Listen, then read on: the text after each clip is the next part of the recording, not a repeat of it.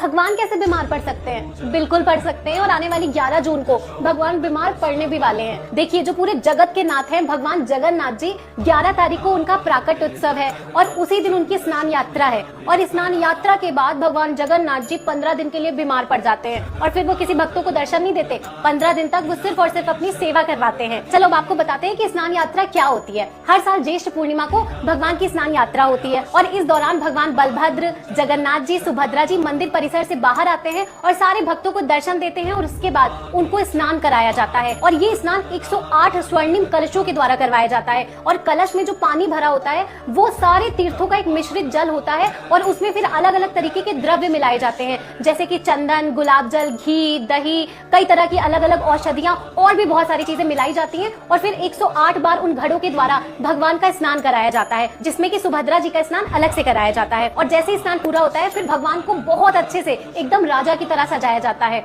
और फिर उसके बाद भगवान जगन्नाथ जी 15 दिन के लिए बीमार हो जाते हैं, या यूं कहो कि उनको नजर लग जाती है। फिर 15 दिन के लिए वो किसी भी भक्त को दर्शन नहीं देते और 15 दिन के बाद रथ यात्रा वाले दिन भगवान बलभद्र जी, सुभद्रा जी के साथ मंदिर परिसर से बाहर आते हैं और सार्वजनिक तौर पर सारे भक्तों को दर्शन देते हैं।